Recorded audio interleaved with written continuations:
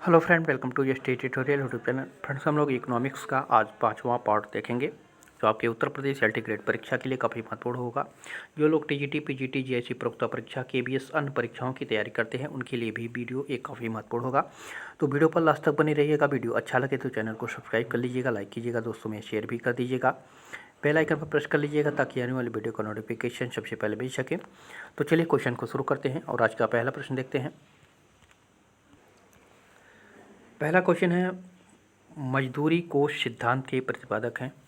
तो मजदूरी कोष सिद्धांत के प्रतिपादक थे एडम स्मिथ। ठीक है, यहाँ पे ए ऑप्शन आपका सही हो जाएगा। और अगर मुख्य रूप से देखा जाए तो इसको जे.एस. मिल ने प्रस्तुत किया था, लेकिन ऑप्शन में जे.एस. मिल को नहीं दिया हुआ है, तो एडम स्मिथ को हम लोग सही करेंगे। ठीक है, अगला क्वेश्चन है, कैपिटल एंड ग्रोथ नामक पुस्तक के लेखक कौन है? कैपिटल एंड ग्रोथ, तो इस पुस्तक के लेखक हैं हिक्स। यहाँ पे आपका सी ऑप्शन सही हो जाएगा। अगला क्वेश्चन है, दूसरी पंचवर्षीय योजना का प्रारूप किसने तैयार किया था? दूसरी पंचवर्षीय योजना का प्रारूप किसने तैयार किया था?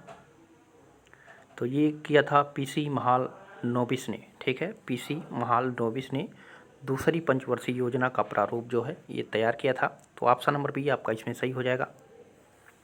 अगला क्वेश्चन है, निम्नलिखित में से कौन सी संस्था निर्यात, वित्तीयन एवं बीमा से संबंधित कार्य करती है? निर्यात, वित्तीयन एवं बीमा से संबंधित कार्य करती है, तो वो है ईसीजीसी। ठीक है, ईसीजीसी का पूरा नाम होता है एक्सपोर्ट क्रेडिट गारंटी कॉरपोरेशन। ठीक है, एक्सपोर्ट क्रेडिट गारंटी कॉरपोरेशन, ये जो है आपका निर्यात, वित्तीय एवं बीमा संबंधित कार्य करती है। तो यहाँ पे ऑप्शन नंबर ए आपका इसमें सही हो जाएगा। अगला क्वेश्चन है, एंजल का नियम निम्नलिखित में से किसकी व्याख्या करता है? एंजल का नियम जो है ये मार्क की धनात्मक आय की लोच की व्याख्या करता है। मार्क की धनात्मक आय की लोच की व्याख्या करता है एंजल का नियम। ठीक है, एंजल का नियम जो है बताता है कि किसी व्यक्ति की रुचि एवं वरीयताएं दिए होने पर जैसे जैसी उसकी आय बढ़ती है, वैसे वैसे भोजन पर व्यय की जाने वाली आय का जो है अनुपात घटता है। इसी को जो है मार्क की धनात्मक आय लोच की नियम कहते हैं, जो एंजल का नियम के नाम से जाना जाता है। इन्होंने इस नियम को प्रतिपादित किया था। तो यहाँ पे ऑप्शन नंबर बी आपका इसमें सही हो जाएगा।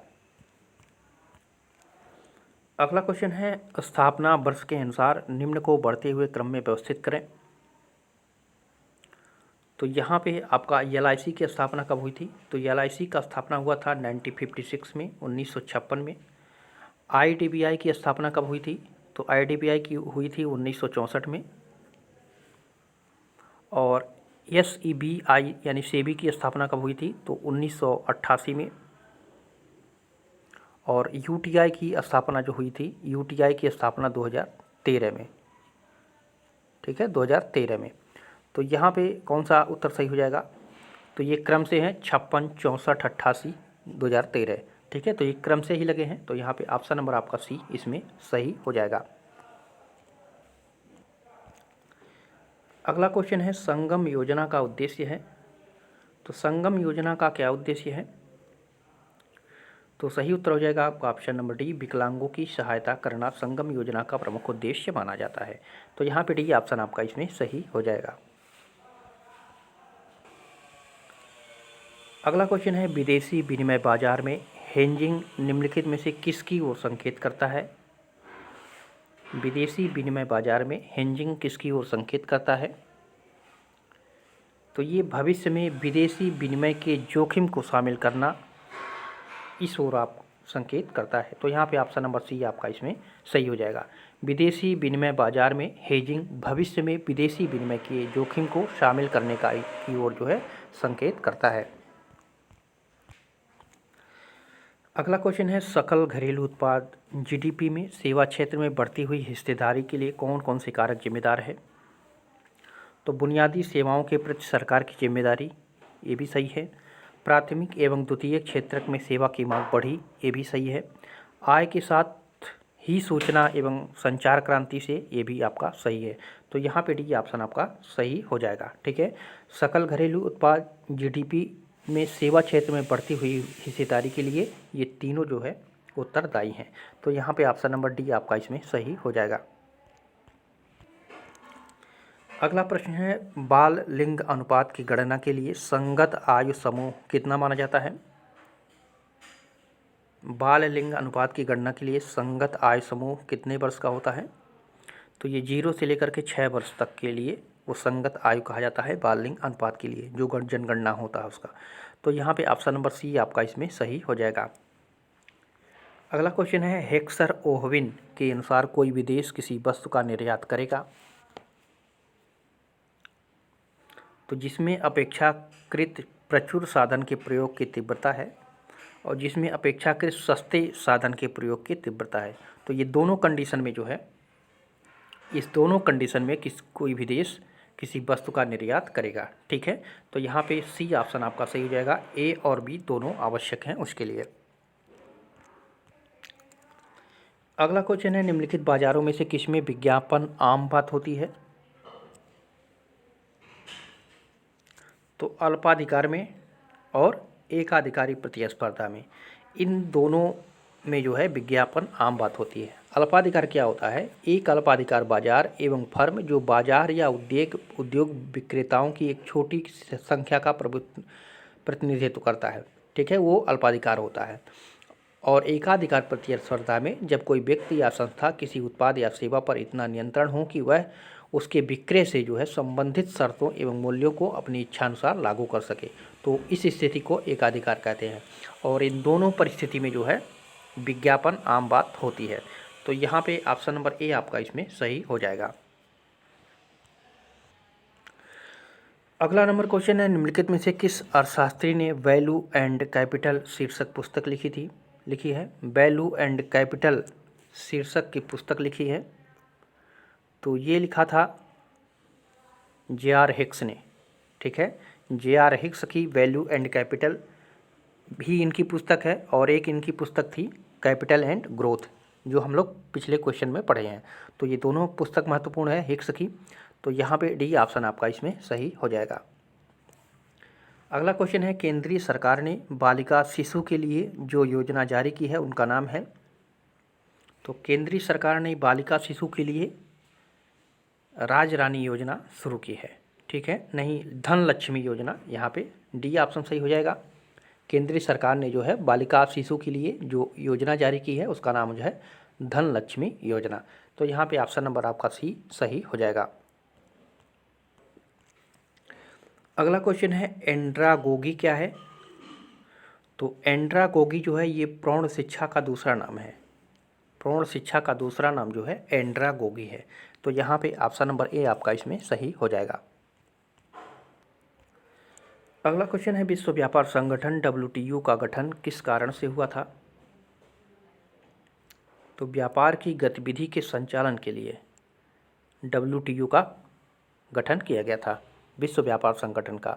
ठीक है, विश्व व्यापार संगठन एक अंतर्राष्ट्रीय संगठन है जो विश्व व्यापार के लिए नियम बनाता है। इसकी स्थापना जो हुई थी 1995 में की गई थी और इसका मुख्यालय कहाँ पे है? स्विट्जरलैंड में है।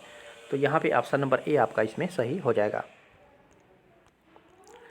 अगला क्वेश्चन है, 10 छात्रों के अंकों का समांतर माध्य 16 है। बाद में पता चला कि एक छात्र के अंक 15 के स्थान पर 5 पढ़ लिए गए हैं, तो समांतर माध्य क्या होगा? 10 छात्रों का समांतर माध्य दिया हुआ है 16 है। ठीक है, अब फार्मूला हम लगाएंगे n = सिग्मा x अपान n। तो n का मान दिया है, n का मान 16 दिया है और n का मान कितना दिया है? 10 छात्र, यानी छात्रों की संख्या n है। ठीक है, n डैश जो है ये क्या है? ये समांतर माध्य है और n क्या है? छात्रों की संख्या है और सिग्मा x का मान हमको निकालना है। तो क्या हो जाएगा? सिग्मा x बराबर क्या हो जाएगा? यहाँ पे देख लीजिए, n बराबर दिया है 16, n डैश और सिग्मा x का मान निकालना है। तो सिग्मा x हो जाएगा बटे 10, n करेंगे बराबर बटे 10। अब यहाँ पे सिग्मा x बराबर कितना हो जाएगा? तो 16 160 हो जाएगा। ठीक है, तो सिग्मा x का मान 160 हमको प्राप्त हो गया। अब देखिए 15 के स्थान पर 5 पढ़ने का कारण जो है 10 अंक की कमी हो जाती है। तो सही समांतर माध्य का हो जाएगा 160 धन 10 बटे 10। ठीक है, अब 170 बटे 10 बराबर कितना हो जाएगा, 17 हो जाएगा। ठीक है, तो यहाँ पे ऑप्शन नंबर बी इसमें सही हो जाएगा। इसका समांतर माध्य 10 छात्रों का समांतर माध्य जो होगा 17 हो जाएगा। अगला क्वेश्चन है, भारत में पूंजी निर्माण के आंकड़े एकत्र करने का काम कौन करता है? पूंजी निर्माण के आंकड़े एकत्र करने का काम कौन करता है? तो एसबीआई और सीएसओ ये दोनों के द्वारा किया जाता है। ठीक है, भारत में पूंजी निर्माण के आंकड़े एकत्र करने का काम आरबीआई और सीएसओ दोनों करता है। आरबीआई जो है रिजर्व बैंक ऑफ इंडिया है और सीएसओ जो है सेंट्रल स्टैटिस्टिक्स ऑफिस है, सेंट्रल स्टैटिस्टिक्स ऑफिस है। और इन दोनों के द्वारा जो है पूंजी निर्माण के आंकड़े एकत्रित किए जाते हैं। ठीक है, तो इन दोनों को याद रखिएगा। और आरबीआई की स्थापना कब हुई थी? 1935 में। और सीएसओ की स्थापना कब हुई थी? 1951 में। ठीक है, तो दोनों की स्थापना को भी आप लोग याद रखिएगा। इसका मुख्यालय दिल्ली में है और इसका मुख्यालय कहाँ पे है? मुंबई में है। अगला क्वेश्चन है, यदि आपके सब स्तरों पर एमपीसी बराबर ओपीसी है तो इसके समकक्ष उपभोग फलन क्या होगा? यदि आय के सब स्तरों पर जो है एमपीसी बराबर ओपीसी है तो इसके समकक्ष उपकोष का फलन जो होता है सी बराबर बी वाई के बराबर होता है। ठीक है, तो यहाँ पे ऑप्शन नंबर ए इसमें आपका सही हो जाएगा। अगला क्वेश्चन है, निम्नलिखित को उनके कालक्रम के अनुसार व्यवस्थित कीजिए। तो पहले ही कौन आया था? तो पहले था हेराल्ड डोमर वृद्धि का मॉडल, पहले नंबर पे हेराल्ड डोमर वृद्धि का मॉडल। दूसरे स्थान पे था आपका रोस्टो के विकास सोपान। ठीक है, रोस्टो के विकास सोपान। तीसरे स्थान पे था आपका, पहले पे था आपका कालक्रम के अनुसार व्यवस्थित करना है ना, हाँ, तो तीसरे पे आपका लेविस का मॉडल आ जाएगा, तीसरे स्थान पे आ जाएगा। और चौथे पे आपका रोमर मॉडल आ जाएगा। ठीक है, चौथे पे आपका रोमर मॉडल आ जाएगा। तो यानी 3, 2, फिर 1, फिर 4। तो यहाँ पे ऑप्शन नंबर ए आपका इसमें सही हो जाएगा। ठीक है, यही सही कालक्रम इसके होते हैं। पहले आया था हेराल्ड डोमर वृद्धि का मॉडल, दूसरे पे आया था रोस्टो का विकास सोपान, तीसरे स्थान पे आता है आपका लेविस का मॉडल, चौथे स्थान पे आता है आपका रोमर मॉडल। तो यहाँ पे ऑप्शन नंबर ए इसमें आपका सही हो जाएगा।